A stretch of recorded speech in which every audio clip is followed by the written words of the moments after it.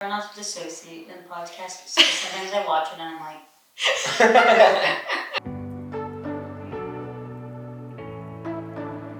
Hello. Hi. Welcome back. We're working on our intros and our outros because they're awkward. We need work. They're awkward. We had a good acapella that one time. Oh yeah, that's we right. should go back to that. Mm-hmm. Yeah, we need to plan on it. Anyways, topic for today? So today we were going to talk about kind of the ins and outs of owning a more behaviorally difficult dog, whether you're dealing with aggression, reactivity, or some issues that your average pet owner doesn't experience, and kind of what it takes to be able to own a dog of a higher caliber skill level, how to make it work, and what to do if you're no longer willing to make it work. So I guess starting more at the beginning of things, finding that dog or maybe acquiring it. Yes. Acquiring, whether intentional or unintentional. Right. So I think you were talking just about like shelter dog, rescue dogs and stuff.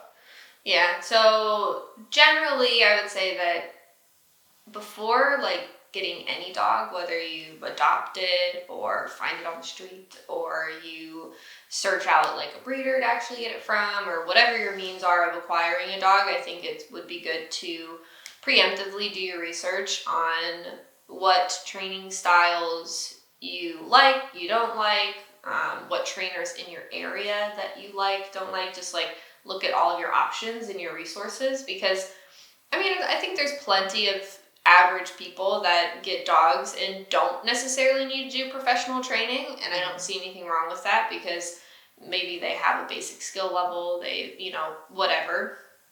But even if you're the person who thinks like I could probably manage, enough on my own with my own dog, I think it's good to have your resources available and open to you, so that if you encounter an issue, you already have some things like lined up that you can access for additional help and guidance.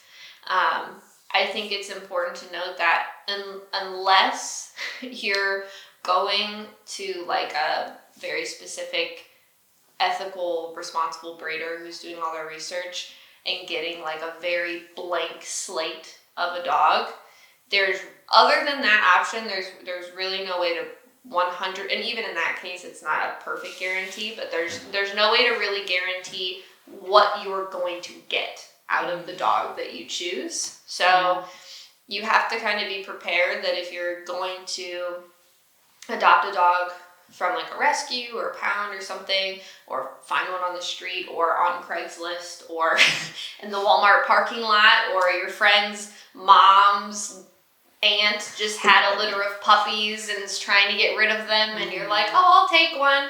Yeah. There's nothing wrong with doing any of those things necessarily, but you have to kind of be prepared.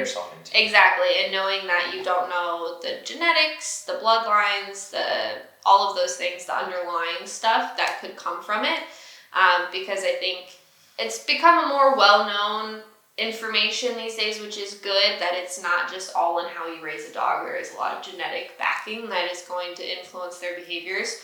How you raise them can certainly also influence it as well, but you can't fight genetics. So in those contexts, you kind of have to go into it with the mindset of like you potentially are getting like a rehab case when it comes to a dog, that you're going to have to fight against some genetic proclivities or different things like that may be more difficult. Especially if, say, you go to a rescue and you find like a purebred dog. I think honestly, purebreds and rescues are my biggest red flag. I would stay away from those. Mixed breeds, mutts, things like that are honestly probably a better bet to adopt from a rescue. Because if a purebred German Shepherd, Golden Retriever, all those types end up in a rescue, you can 100% guarantee that they probably have some type of temperament issue. Or they're at the very least not from a good breeder, because any good breeder would fight tooth and nail to get all of their dogs back. They never would allow them to end up in a shelter. So you're kind of guaranteed that you're getting the worst version of that breed. Yep. Sometimes they're the easy one to pick, but become the hardest one. And they tend to charge the most for them in rescues because it's like a hot ticket item. And because it's like anything that isn't some type of pit mix these days in a rescue goes like hotcakes because, you know, nobody really wants to get the pit mixes anymore. So, it's like, and especially if it's like a power breed, like say for instance, like going to like a really, really ethical breeder for a Cane Corso is difficult. That breed is just difficult to own in and of itself. But imagine getting one from a rescue who is already a difficult advanced breed, and then on top of that, you're getting a genetically like unstable temperament. And I think something as well is, I think a lot of times you don't really know the dog you get until you've had it for like a month or so. And behaviors can come out up to like a year, months after getting the dog. Once the dog fully gets accustomed and adjusted to your house, it's not always rainbows and butterflies after the first 3 months. Sometimes a year in, we start to see some major behavior issues come up. The resource guardings and all that stuff. As they're like, this is my house. This is my couch. Especially with the food, if they've like grown up at the rescue for a long time or been there for a long time, whatever. But so that's definitely, with that being said, the getting the dog is definitely something you want to do your research on, like you were saying, making sure that you know, you have an idea at least of what you're getting yourself into, you know. And then from there, you know, again, having those options open and stuff like that. With once you have a dog, is there like, I'm trying to think, are there certain like signs that you would say like are more red flags that you can think of? I think, you know, once you acquire a dog, like, especially I would say if someone's adopting it or things like that, like we tend to lead with like making the dog comfortable, like over everything else, and wanting them to feel like loved and you know, things like that. And sometimes that can set us up for failure because we're prioritizing the dog feeling loved over the dog feeling like structured. You know what I mean? And having like guidelines to go off of. So that's when I think probably things start to break down the most, is people don't want to like come in real hard and heavy at the beginning with like, we're crating and we're doing training and we're doing no furniture and, you know, all those types of things. But I think that it is important to have some type of structure implemented right off the bat, because this dog is transitioning from absolutely no structure, likely, depending on where you're getting them from, to it needs something. You know? I guess that's kind of what I was thinking. Like what are things that you can think of that when you get a client that's like, like he was play nipping and everything, and you know, he would at me over the but it was like he just got here, so it was fine, but now he's bit the kid or whatever, like, you know, seemingly innocent behaviors that we would look at and be like, oh, we gotta stop like that. you gotta nip that in the butt real quick, but then like, you know, it's a lot of those things can come out, like the slight little changes, nipping at the kids, jumping is a big one. Starting to like slightly resource guard furniture, things that you're providing for the dog in the house. And back to your point, I think there's this big, and it's very like, people are trying to be empathetic, but when you rescue specifically, you're like, this dog has had so much trauma in its life, and you can tend to make up stories about a dog that could be just necessarily not true. Or they were rescued and somehow this dog's past trauma is affecting their current behavior, which, yes, if a dog has been severely abused, it can be slightly more difficult as you're building that dog's confidence back up.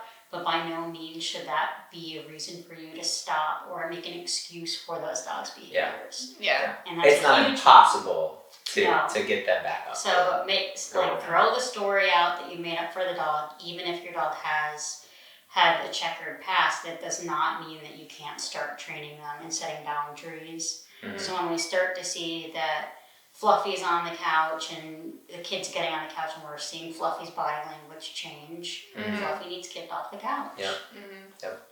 Yeah, definitely. I think, probably that, like you said, Seamus, like the little red flags people tend to just like, and going off what you said, just make excuses for it, you know? Whereas... I didn't mean to. Yeah. He just had a flashback. Yeah. Right. And I mean, I guess it's probably good to go into like how trauma can affect dogs. So like, yes, dogs can be affected by severe trauma in the same way that humans are somewhat, but their behaviors moving forward are not emotionally influenced. So like a human goes through trauma and then they are emotionally influenced in their day-to-day life by certain things. Whereas dogs, it just creates patterns for them. So like if a dog is, say, like in a situation where a man was abusing them, for instance, the dog moving forward, once it's out of that situation, may react aggressively and defensively towards all men, but it's not because they're seeing a man and being like, oh, I'm feeling so emotionally disrupted and I'm having flashbacks. It's really not because of that. It's just because of stimulus response. It's like every time they've seen a man, it has then been classically conditioned that this man is then going to do something that triggers a response from them that is aggressive. So it's more so like the dog is more than ready to move on. You just need to allow it to. You need to show it how to. You know, they don't want to live in this cycle of like perpetuating these same unstable behaviors all the time. You have to just break that cycle for them and show them that they have other options then. That's why I love getting dogs where like in the questionnaire it's, you know, is fearful of men or most men or whatever. It's very common. Yeah, it is. And that's why like I love getting those dogs because it's something where it's like, that's the first day. I'm like, okay, you know, we're gonna try to break that pattern. You know? Man. Yep. Yeah. Oh man.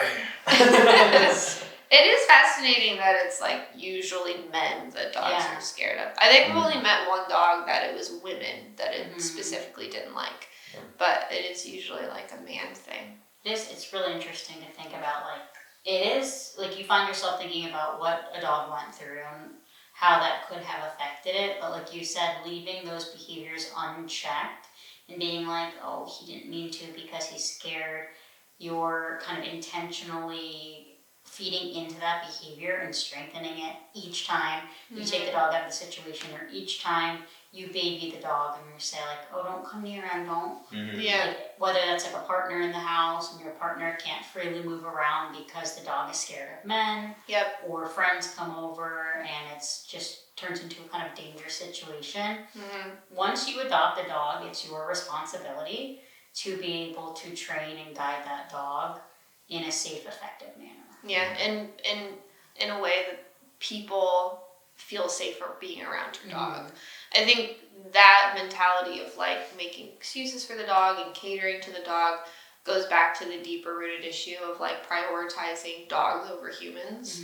Where it's like, I don't care if your dog is scared of me, it just lunged and tried to attack me. Like that's okay, kind of a bigger deal. but we need to figure this out then, you know, just because it's scared doesn't mean it can harm somebody. And even if the behaviors aren't that severe, they will become that severe if you don't check it. So those little red flags that you see in the beginning, like, oh yeah, anytime people come to the house, the dog charges at the door, but then it runs away. And it's like, well, one day someone's gonna walk in and it's gonna bite them, you know. Every dog that person isn't gonna run away, and the dog's gonna have to like one up himself, and it's not gonna just be the barking and lunging. It's gonna be okay. Now I have to make you get away. You know. Exactly. And everyone wants to think that their dog isn't the dog that's gonna bite someone eventually. But I always tell, because you hear it a lot, like, oh, I don't think they would ever actually bite someone or whatever, and it's like. I tell people all the time, I'm like, every dog who has bit somebody was once a dog who never did. Okay? So they all have that capability.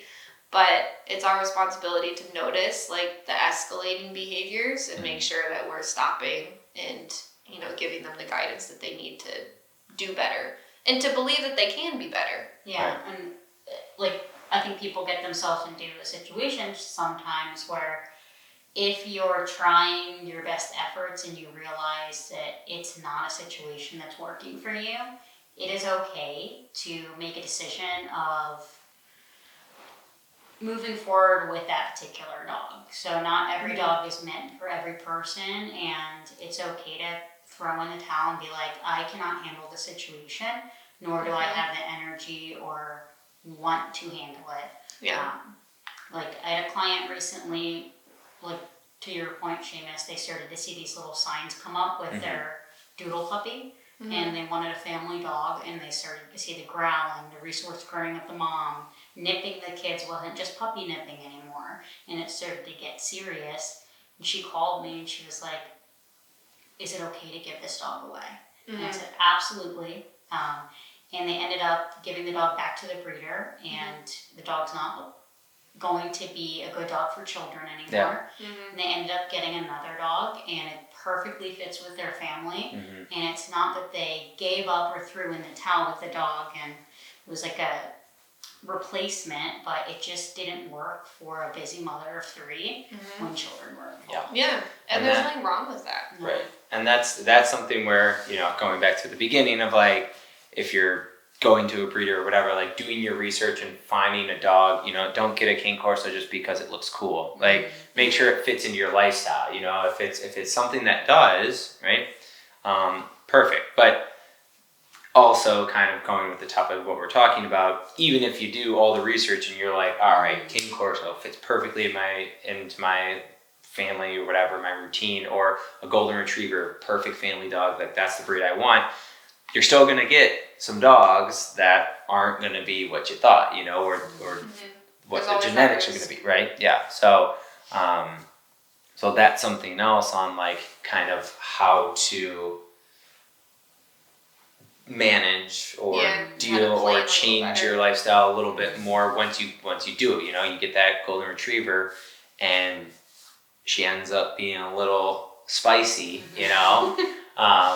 It's, you know, obviously training or just trying to manage and figure out what exactly we need to do to change, you know, what red flags are we kind of giving them or letting them have, you know, get away with, that we can kind of manage from a younger age to hopefully kind of curb those behaviors. Yeah, because typically, like if you go to like a good breeder, you'll have a situation like that where it's like, you know, as this dog is maturing, it's just not fitting what we expected in our lifestyle, and then they'll be like, okay, I'll take it back. I'll find another home that fits better, and then, you know, we can try again with another puppy or whatever. Right. But if you don't, and you go to a backyard breeder, or, you know, you just pick it up from pound or something, you're left with a much more guilt-inducing situation, because you're like, now I have to either drop it off at a shelter and then not know what's going to happen to it, or I have to euthanize it, depending on how severe the behavioral issues are and things like that. And so that can be a really difficult decision. And to expand on like the planning part of it, you need to also look into like 10, 15 years down the road, where do you expect your life to be? Because right now you may be living the perfect lifestyle for like a very intense guardian breed, but like, do you want to get married and have kids and have a social lifestyle and kids? Like, you know, like, what are you? A bachelor with your like big German Shepherd and it's fine, but then like so it's like you have to kind of take those things into account. And not saying that you can't get intense breeds with, you know, some maybe a proclivity towards aggression and it not work in a family setting, but your lifestyle is going to look very different. You know, like my house is not an open door house. There's no kids in my neighborhood that can come and go as they please to play with my stepson, because my shepherd is in my house, you know. So, and if there is a situation where we have a bunch of kids over running around and playing, then he's just put in his kennel somewhere.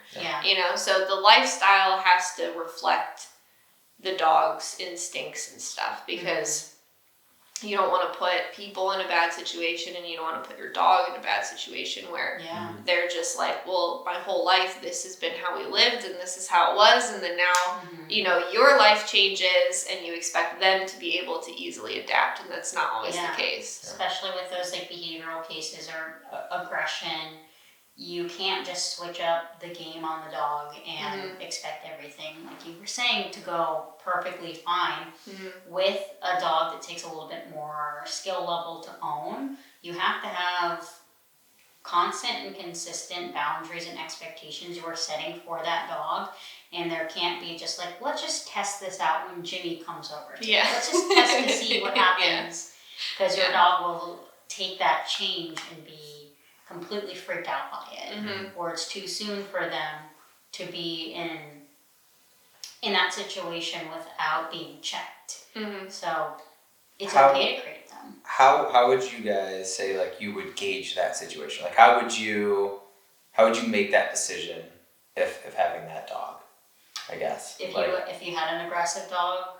Yeah, or you get a rescue, right, and you've had it for 2 months or whatever, and you know maybe there was like one incident with your kid and they had this thing or whatever, and you know but it's been fine the whole 2 months.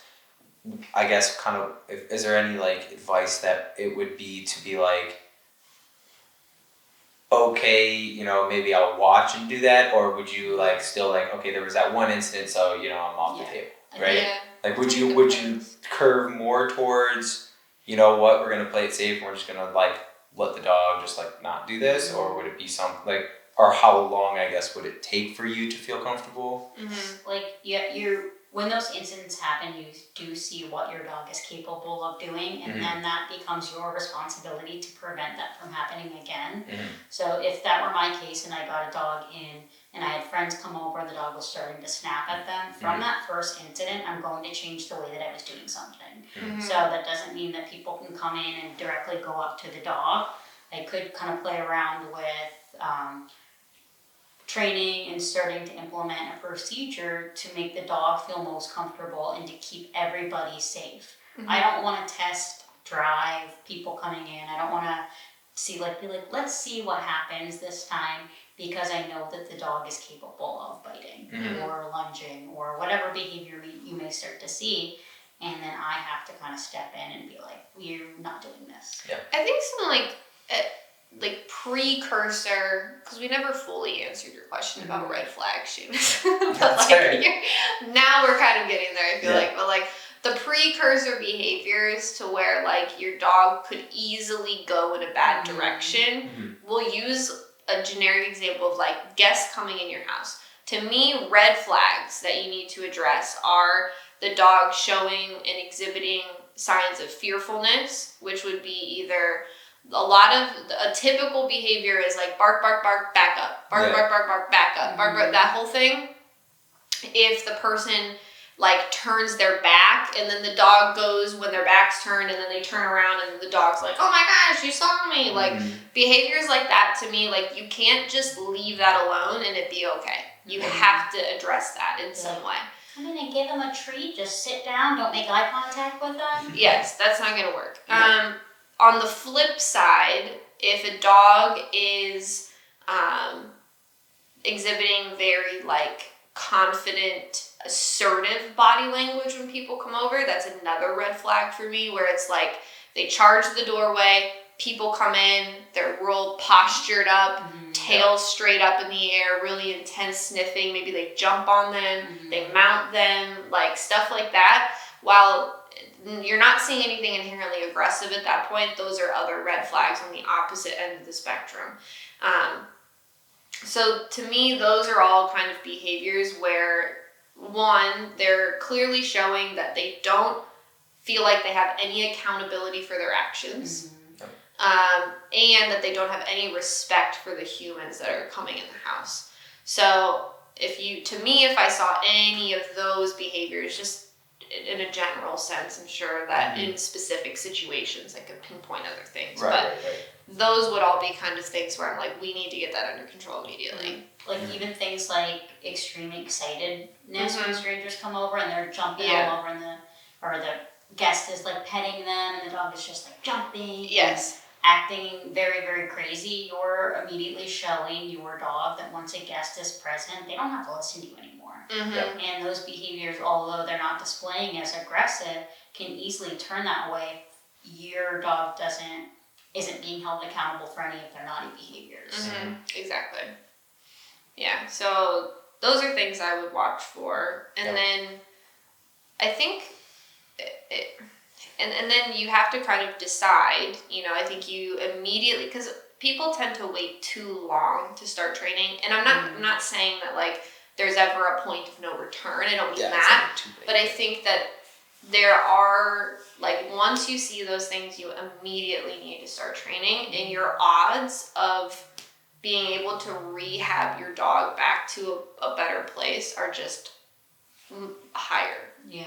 It's like, it's never too late to start training, but I do think there is a point where it's like, once a dog has explored so many behaviors and known that they're accessible and they're valid and they work well and they're very self-reinforcing, it's always there in their head that those behaviors are options. And again, having a routine.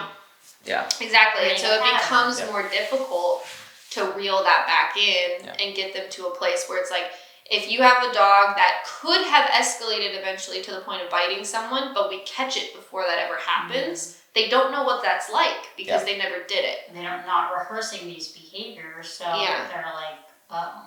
Yeah. Whereas if you have a dog that you wait until they've bit 1, 2, 3 people, and then you start training, they've done it. They know it works. They know it's an option. And so it's a little bit more of a like, okay, we really got to be on our toes with this situation because it's easier to fall back into that pattern at that point. Yeah. Yeah. Can be also really, like, if you do get a dog from a breeder or you're rescuing a dog and you've built like a relationship, it can be quite devastating to start to realize that these behaviors are a little bit more than you signed up for. And, we talked about this, but like deciding, am I going to go with it and take responsibility and move forward and help this dog thrive and live the best life? Yes. Or is it best for my situation to kindly say goodbye to the dog? Yeah. I think that was one of the hardest things for me as a trainer that I had to like come to terms with too, is that, early on in your career, you kind of have this like bright-eyed, bushy-tailed, save them all kind of mentality. And as you like are in the trenches of it for longer, you start to like realize that like just because you can doesn't mean you should in most situations, and just because you can doesn't mean everybody else can. Like it would be there were a lot of situations, and I never ever made clients feel bad about their choices or anything like that. I'm glad that I never took it to that place, but internally there were situations that I can look back on where in the moment I was like, I can't believe they're making that choice because all they have to do is X, Y, and Z, and this could work so well. But again, it's like, just because I could do it and have that in my lifestyle doesn't mean that everybody else can. They shouldn't feel that pressure and that guilt to like make it work with a dog when that's just not what they wanted for their lifestyle and for a good 10 to 15 potentially year chunk of their life, And so they have every right to say like, this is not what I wanted out of this. It's not adding value to my life. Our lives are very short. We can only have so many dogs over the course of our lives. And so I think it's unfair to the dogs and the humans to force a situation that isn't productive in either case. Just because you feel that guilt. Exactly. You're not obligated to absolutely care for a dog that's not fitting with your lifestyle. And it can be really difficult because you realize you cannot necessarily rehome an aggressive dog with severe aggression behaviors. Or high risks. Absolutely devastating to responsibly choose to euthanize a dog. Yeah, it's tough. Especially because there's a lot of cases where vets make it really difficult for you to do that, unfortunately, and things like that. So that can be really hard.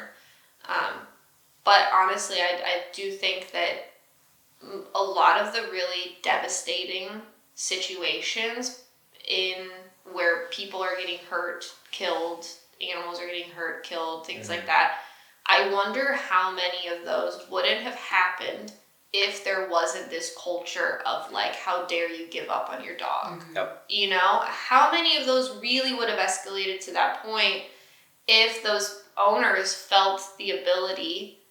Again, it's a personal responsibility thing. You know, you should still take personal responsibility for owning an animal like that. But also, I also wonder how many could have been avoided if they felt more supported and like, yeah, if it's a dangerous dog, like, euthanize it. Yeah. Or, you know, things like that. Because if you've tried what you could and managed what you could and it just and it is not working. There's just dangerous dogs sometimes. There are. You know, like there definitely are.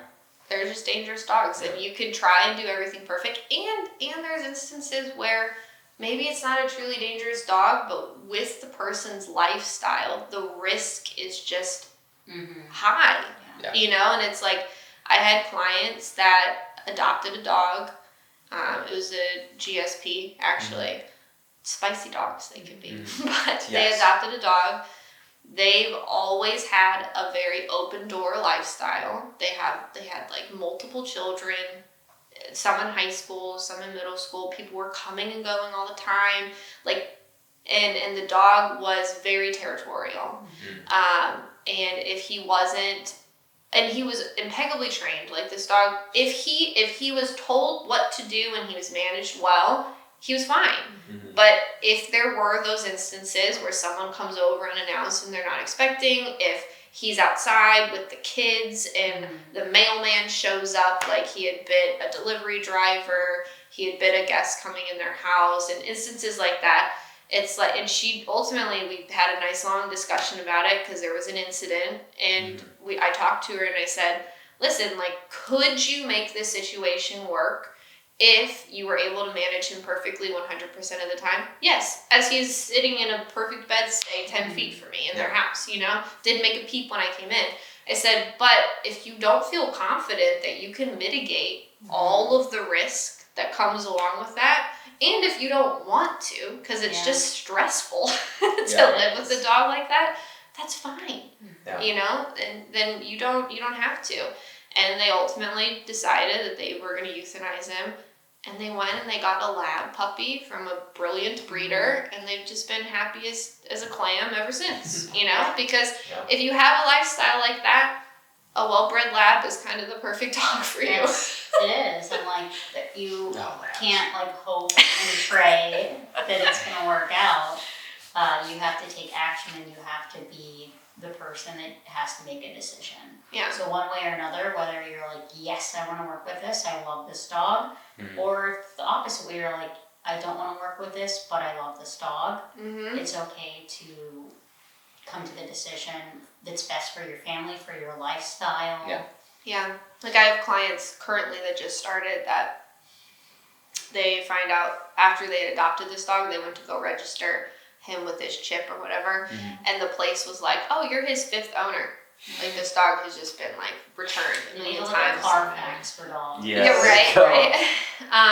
And so, and he has a ton of reactivity issues, potentially some dog aggression. We're gonna assess that. I've only done one session with him, and he's a feisty guy. Seemed perfectly fine with humans though. But they were very much like, we understand we have to be realistic. If he's a dog that just can't really be around other dogs, that's fine.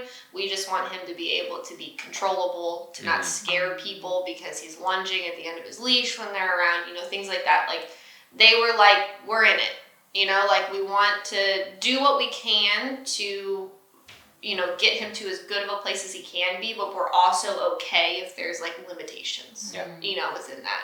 And I think that's kind of the attitude that you have to adopt, you know, if you're going to take on a dog that you don't really know much about. Right. You know, you need to have an open mind. But you need to have been through 5 families. You're right. By owners, I guess. Exactly. Yeah.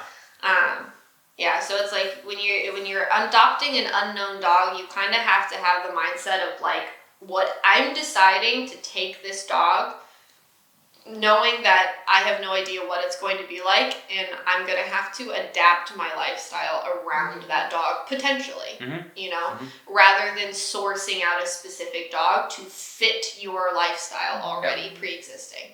I prefer to go that route. Yeah. That's just what I like to do because I live a very specific lifestyle and I want dogs that will easily mesh into that.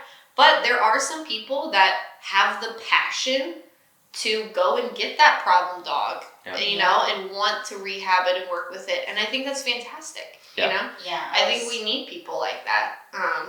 But I think it's important to recognize your own limitations and your skill set and what you're capable of handling. Yeah.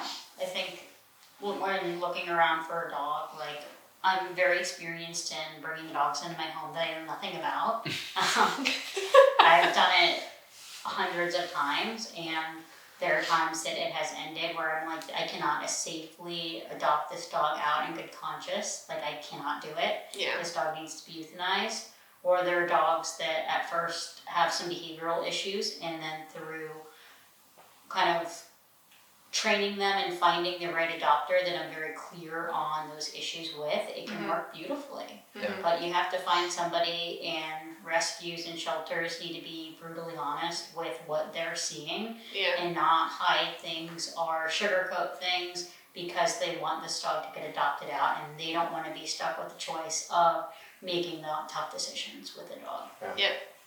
I think it's important to look at it as like, do I want the dog to have the best possible chance, you know, in that home, even if it takes them longer to find that unicorn home, at least the person taking the dog is fully informed, they know exactly what they're getting into, they have the skill set to handle it, rather than like lying about it, pumping this dog out 5 or 6 times for it to just continue biting and rehearsing behaviors that are dangerous, therefore making it even more difficult to continue to adopt it out in the future. Right. You know, I think they're living more in the like short term rather than trying to make the long term picture work with some of those dogs. Yeah. Well, and that's kind of a good example too of that dog like being rehung 5 times, like you were saying, right? And you know, you don't know why it got rehung 5 times or whatever, but it did, and you know, kind of what you're saying, if there wasn't the stigma of like euthanizing these dogs, like how many bites had it taken to go through that many times, and how many, and clearly every single time they chose to just put it back in their like shelter and to euthanize it, and then it was someone else's problem, and then it was some, you know what I mean? Just pass it off and make the cycle worse and stronger.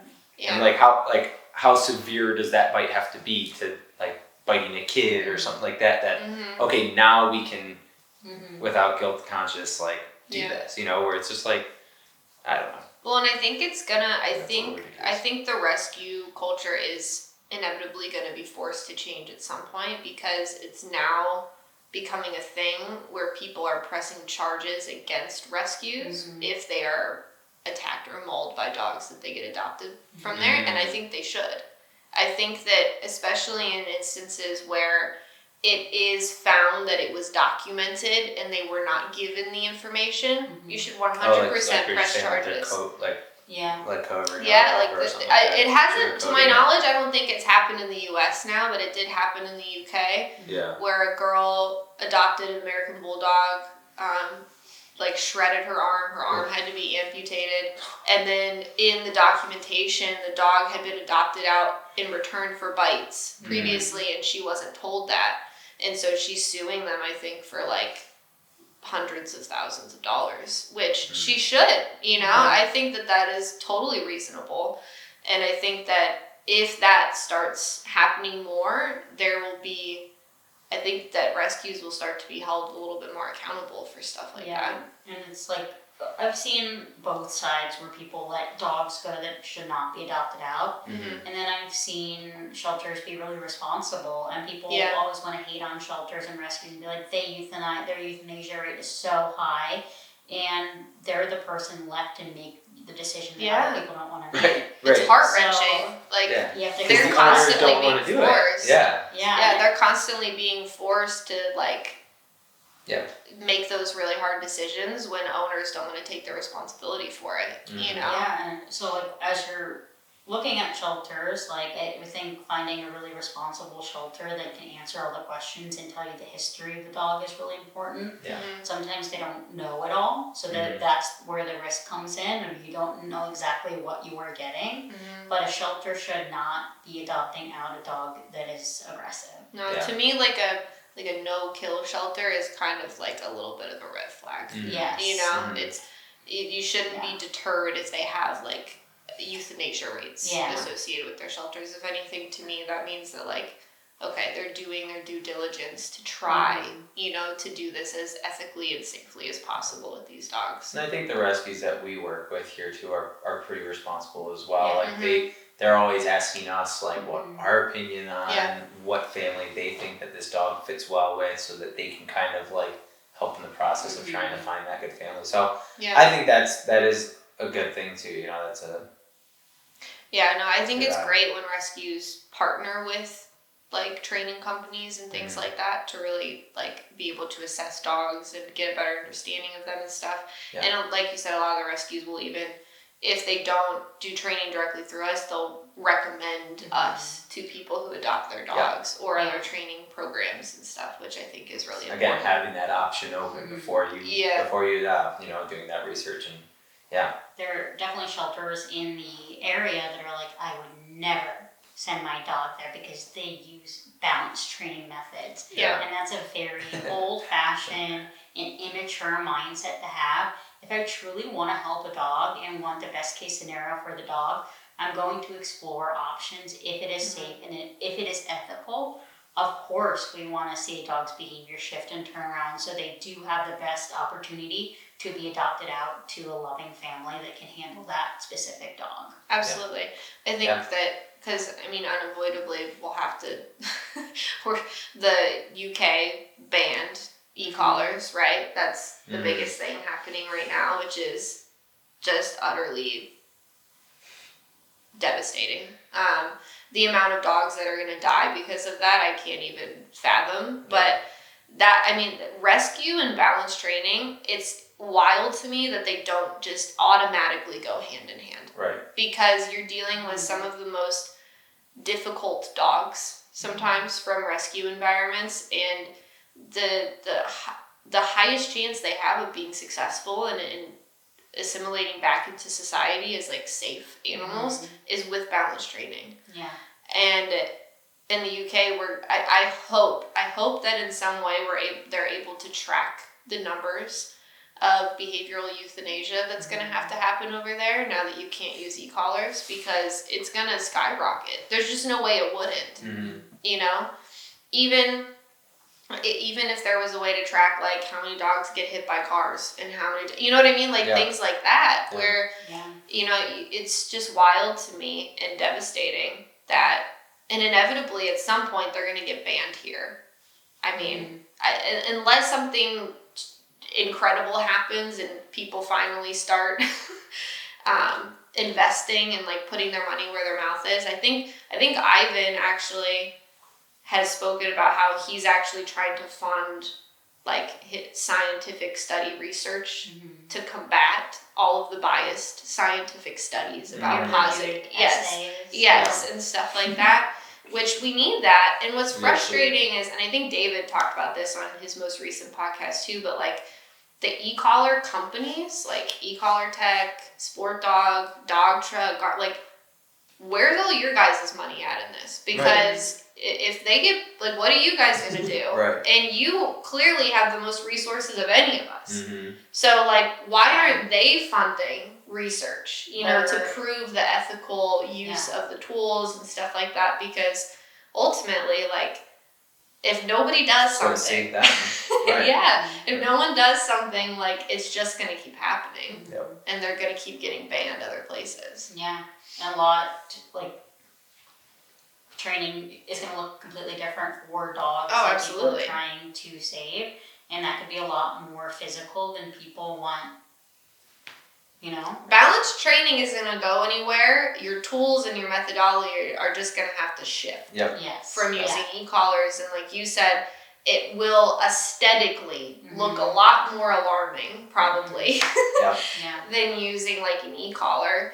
I mean, because unless they ban prong collars as well, or I mean, it's all going to go downhill. Isn't in Sweden like you can't even crate your dog for more than 2 hours at a time or something? Like there's stuff like that. I didn't know that. Yeah, like Germany. One of my clients is from Germany, and I believe she said crates are completely illegal. Yeah.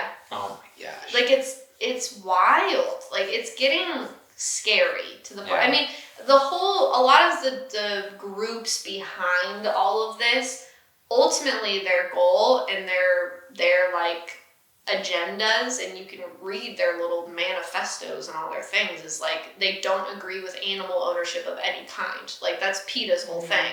Is like humans should not own animals. Yeah. Like they don't believe in that. So they don't, it's like they're going to keep pushing until we eventually get to where like you can't play dog sports anymore. You can't, put your dog on a leash because you can't own an animal. You can't crate your dog. You probably couldn't even own dogs at some point. You know what I mean? Like it's just going to keep spiraling. And it sounds like a conspiracy theory, but it's really not. Yeah. We see it happening everywhere.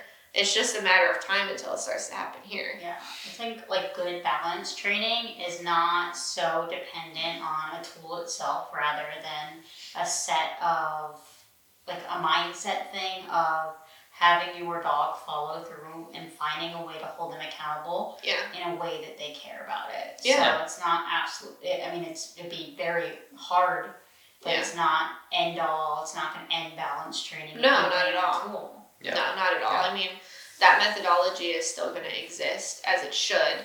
It'll just look different. Yep. And there'll be more limitations. I will be more limited in what I feel comfortable allowing my dogs to do without having an off-leash way to enforce things with my dog. And that's what you were kind of talking about with like the death rates going up in the UK. Like that's another like example of like, if I don't trust it, or I can't go take my dog as far as I want to because I don't feel safe. I don't feel like I'm doing them a good job, or like myself, or wherever I'm bringing them into that environment, it's something that you have to make that decision then. Oh yeah. No, it's going to be very sad. Yeah. And I think about it, because likely at some point in our lifetime, e-collars might be banned here. And I think about it from a very like selfish, personal aspect, where I get very sad because like I would hate to see a day where like I couldn't let my dogs off leash to like run around and have a great time. There's an argument like, well, you don't have proper training because you can't not use a tool, and it's like, it's an insurance. Why would I risk it? Yeah. Right. It's an insurance. If you go through the training process, right, and they're trained, then like how often do you actually have to use your remote with like Lumos? Never. But you have it on. Snoop, it's always on. You know what I mean? Yeah. Sully, it's always on. So it's something where it's like it's an insurance. It's. If I can something choose happens, to I can do 100% keep my dog safe, why would I not do that? Exactly. Rather than that 0.1 chance that there's danger, and I can mitigate that by simply putting an e-collar on my dog, why wouldn't I do that? Yeah. That doesn't make sense to me. Like I've spent months and months and months working on one of my dog's recalls, and if there's something more desirable that she wants in a situation that I put her in, like we do a lot of hiking, if there's poop on the ground she wants to eat, or if there's other dogs coming, like as strong as I make her recall, it is 99% solid, but I'm not going to take that 1% chance of her being able to blow me off and then realize it, rehearsing that behavior about her what she wanted. Yeah, exactly. Like why would I risk it when I don't have to, type of thing. We got a little off topic. Yeah. It was a good one, yeah. But I think I guess we did, but we didn't, because it ultimately just comes back to again like how I think vital balance training is to being able to save as many dogs as you could possibly save. I just think there's no way to argue that. And that being the most aggressive dog or whatever, you know. Like the problem dogs. The problem dogs. Where it's like, yes, and I think the argument too is that it's sometimes from like the force-free side, the argument is that using tools and stuff on dogs just is like easier. You know what I mean? So you're just taking the easy route out, or, you know, stuff like that. And it's like, yeah, but easy keeps dogs in houses. People don't want a big complicated routine that they have to mark and reward here for the dog to listen perfectly all the time. Exactly. It's just not realistic in a setting for average people. And some dogs don't care.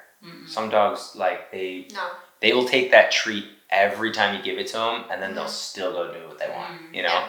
And there's no, like, consequence, and I think a lot of dogs are smart enough to realize that.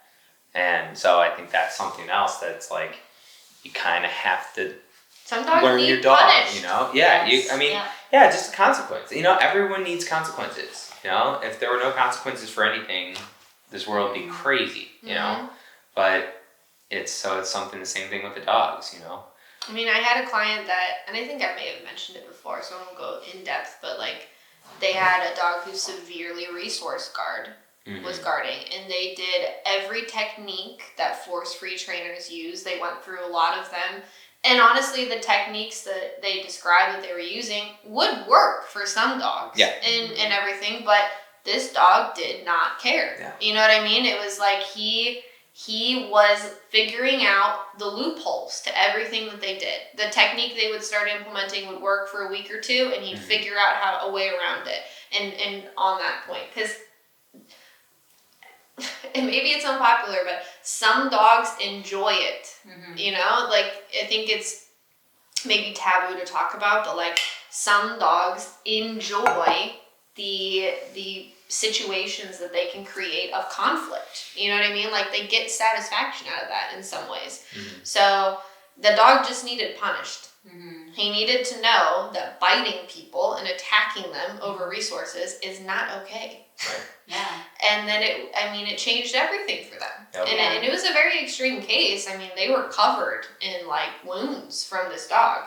And so it was like, I don't know how you could look at a situation like that where these people are prisoners in their own home and struggling and be like, oh, you could never use balance tools for that. You know, you need to do all these force-free methods and stuff like that. And then potentially be like, oh, and shame on you for giving up on that dog eventually. You know?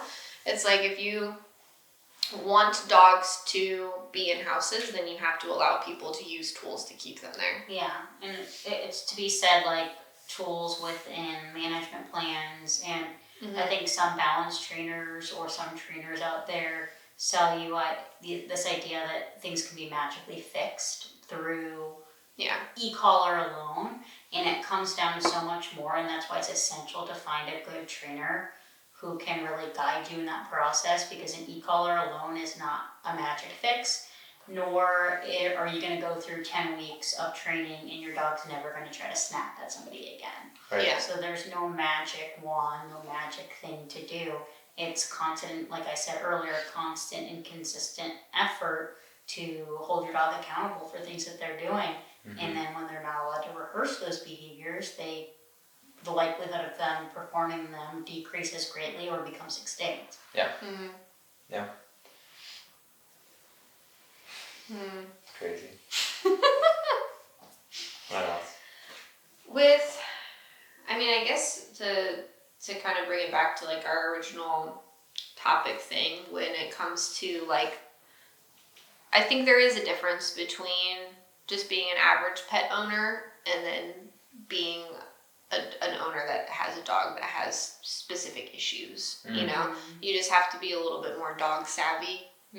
I think that there's some dogs you can get away with owning that you don't have to know much about anything, and they're gonna be fine. Yeah, it's totally okay. And that brings up another thing that, you know, I feel like, especially recently with me, I've had a lot of dogs where they're like, you know, I've had German Shepherds all my life, and just this dog for whatever reason is being troubled or whatever, you know, like whatever kind of breed, and And that just goes to show that it's just like, yes, the genetics are important or whatever, and it's important to understand that, but it's also something where it's just like, you can't, like, no dog's going to be exactly the same, you know, just because the breeds are the same, the you know, the background of everything is not, the you know. parents, Yeah. the genetics, the things that go into that dog, the breeder you get it from.